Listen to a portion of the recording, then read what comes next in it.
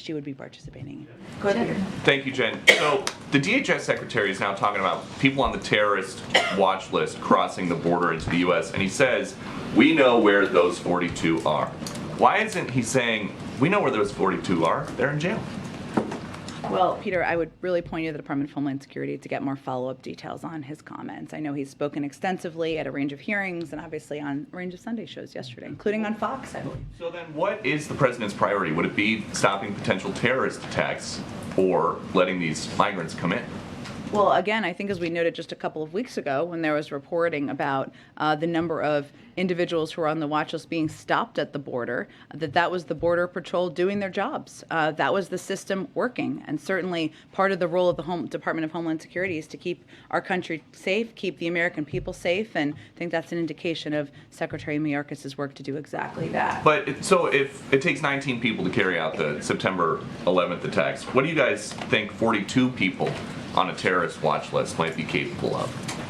Again, Peter, the number one job of the President of the United States, the Vice President, and certainly the Secretary of Homeland Security is to keep the American people safe. And I think a lot of this reporting you're referencing is an indication that they're doing their jobs and doing exactly that. And then on another topic, does the President know that DHS is putting together this Disinformation Governance Board?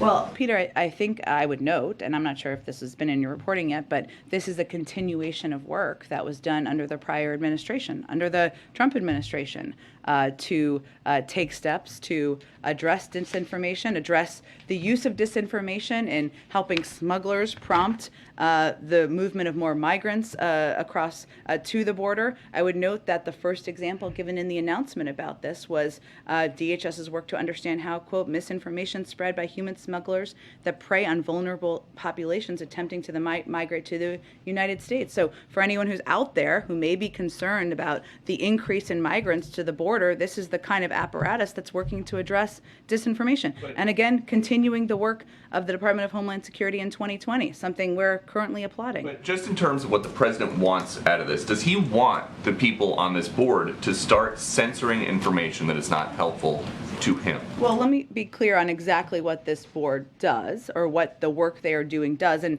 in their announcement, which is publicly available on the Department of Homeland Security website for anyone to read, it says, quote, the primary mission is to establish best practices to ensure that efforts to understand and respond to disinformation are done in ways that protect privacy, civil rights, and civil liberties, and the right to free speech. But, okay, there's this woman, Nina Jankowicz, who is going to be in charge of the board. She has said that she thinks the Hunter Biden laptop is Russian disinformation. So should we look forward in the future to her censoring internet traffic about the Hunter Biden laptop? I think I noted exactly what the objective of the board is, including continuing the work of the prior administration. And the woman you noted has extensive experience and has done extensive work addressing disinformation. She has testified before Congress, testified in Europe. She has worked closely with the Ukrainians and has unique expertise, especially at this moment we're facing. Go ahead. It never, ever, ever happened. My son has not made money in terms of this thing about what are you talking about? China. A shocking new Washington Post report shining a light on the president's son and his multi-million-dollar business dealings in China. NewsNation Washington, D.C. Bureau Chief Mike Vaquera joins us live. So, Vic, a bit of a family affair there in D.C. Let's start with Hunter Biden. It's an investigation that's proceeded on and off for years, but all of a sudden this is escalating. Yeah, you can call it the family ties that bind, a growing ethical and legal controversies here in Washington involving some eye-popping sons, especially with regard to the president's son, Hunter Biden, and the president's brother, James Biden. These allegations, an active DOJ probe, by all accounts, it's expanding. It involves potential money laundering, potential tax evasion, and other charges. Lobbying for a foreign entity would be one of them. I'm joined now by Niall Stanage. Hey, Niall, how are you? Happy Thursday, of our partners from the Hill. Niall, I want to show you something that was brought to the Senate floor by Chuck Grassley. He, of course, the venerable Republican from Iowa, where he talked about some of the sums that are involved here that they found in an independent Republican investigation. $100,000 a month as a retainer for Hunter Biden to work for a Chinese entity with ties to the Chinese Communist Party. $500,000 right off the top as a one-time payment to Hunter, and $65,000 a month for James Biden, the president's brother. That's nice work if you can get it. Very quickly. His son didn't have a job for a long time, was sadly no longer in the military service. I won't get into that.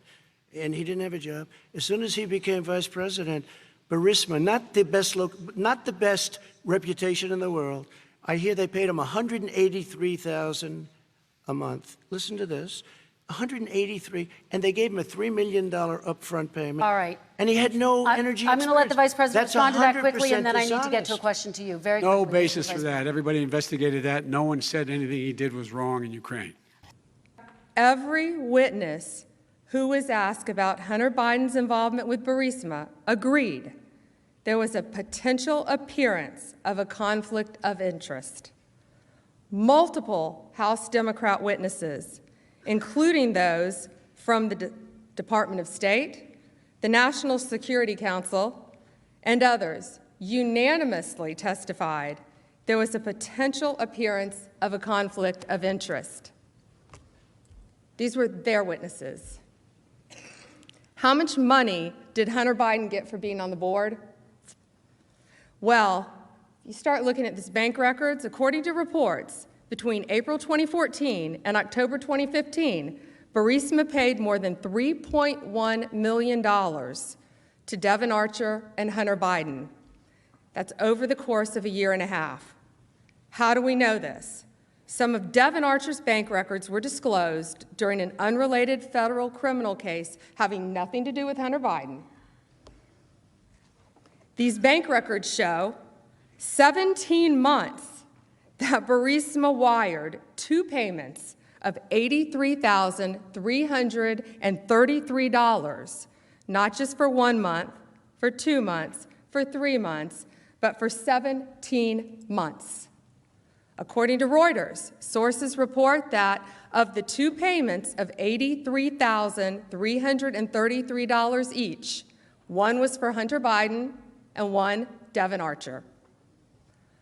Now, Hunter Biden was paid significantly more than board members for major U.S. Fortune 100 companies, such as Goldman Sachs, Comcast, Citigroup. The typical board member of these Fortune 100 companies, we know they're titans of their industry, they're highly qualified, and as such, they're well compensated. Even so, Hunter Biden was paid significantly more. This is how well he was compensated. So Hunter Biden is paid over $83,000 a month, while the average American family of four during that time, each year, made less than $54,000. And that's according to U.S. Census Bureau during that time. And this is what's been reported about his work on the board. The Washington Post said, quote, "What specific duties Hunter Biden carried out for Burisma are not fully known," end quote. The New Yorker reported, quote, "Once or twice a year, he attended Burisma board meetings and energy forums that took place in Europe," end quote. Real quick, I want to take another stab at a question I tried yesterday. You answered the first part of it. We've heard the president say over and over again that he has never spoken to his son about his business dealings. Has he ever spoken to his son's business partners about his son's business dealings? Again, nothing has changed about what I said yesterday. The president does not get involved in the business dealings of his son. Even through his son's business partners? Nothing has changed since what I said yesterday. I don't believe you answered that part of my question yesterday. He's not involved in his son's business dealings. New reports showing Hunter Biden's most prominent business partner once had an official sit-down with then Vice President Joe Biden back in 2010. In fact, logs obtained by the New York Post show that Eric Schwerin visited the White House and other prominent locations 19 times between 2009 and 2015. We're just showing, those are just 9 of them on the screen. They met 19 times, including a sit-down with Joe Biden himself and meetings with his staff and top staff. Email reportedly show a meeting between his then vice president father, Joe Biden, and Hunter's business partners from around the world. Yes, so we must have had a lot of translators there in two separate dinners that are chronicled in his laptop as it becomes leaked out more and more. Tad Pyro joins us live as the plot thickens and his dad's presence as vice president very present. Yeah, because Steve, Ainsley, and Brian, look at this date. It was scheduled for April 16th, 2015, of course, during the Obama-Biden administration. That, according to record from Hunter's infamously abandoned laptop. The guest list put together by Hunter included Russian billionaire Yelena Baturina, who previously transferred $3.5 million to a Delaware investment firm co-founded by Hunter and a former John Kerry advisor. Baturina's now deceased husband, the former corrupt mayor of Moscow, was also in attendance. At the time this dinner took place, Ukrainian energy company Burisma was paying Hunter Biden over $83,000 a month to sit on its board. The day after the meeting, a Burisma exec emailing Hunter, writing in part, quote, "Dear Hunter, thank you for inviting me to D.C. and giving an opportunity to meet your father." The New York Post's exclusive findings raising new questions about President Biden's alleged ignorance of his son's business dealings. Listen. Mr. Vice President, how many times have you ever spoken to your son about his overseas business dealings? I've never spoken to my son about his overseas business dealings. I have never discussed with my son or my brother or anyone else anything having to do with their businesses, period. Both Bidens have denied any wrongdoing. Biden's presidential campaign denying the meeting with the Burisma boss ever took place. Back to you. Now, this comes after the New York Post reported that a laptop containing compromising information was found at a computer repair shop in Delaware. Fox News obtained several emails and report the Ukrainian energy company's executive thanked Hunter for, quote, giving an opportunity to meet your father and spent some time together. The former VP's son was a company board member at the time. The meeting would have happened less than a year before Mr. Biden had a Ukrainian prosecutor fired for corruption. That prosecutor was believed to be looking into the company Burisma. Now, the Senate Judiciary Committee is also investigating several social media sites, including Facebook and Twitter, after they censored posts of the article that contained email addresses and other personal information. Press Secretary Kayleigh McEnany's personal Twitter account that was actually locked just about 45 minutes ago. She was able to send a tweet, but before then, it was locked right after she posted screenshots of those emails. President Trump says the Biden family is being protected by big technology companies. So I got Ukraine. And I remember going over convincing our team, or others too, convincing us that we should be providing for loan guarantees. And I went over for, I guess, the 12th, 13th time to Kyiv. And I was supposed to announce that there was another $1 billion loan guarantee. And I had gotten a commitment from Poroshenko and from Yatsenyuk that they would take action against the state prosecutor, and they didn't. So they said they were walking out to press conference. I said, no, I said, I'm not going to, or we're not going to give you the $1 billion. They said, you have no authority. You're not the president. The president said. I said, call him. I said, I'm telling you, you're not getting the $1 billion. I said, you're not getting the $1 billion. I'm going to be leaving here. And I think it was, 6 hours? I said, I'm leaving in 6 hours. If the prosecutor's not fired, you're not getting the money. Well, son of a bitch. Got fired. And they put in place someone who was solid at the time. Former Ukrainian Prosecutor General Viktor Shokin told One American News in Kyiv that in July and August of 2015, his office prepared to question Hunter Biden over money laundering activities tracing directly back to Burisma.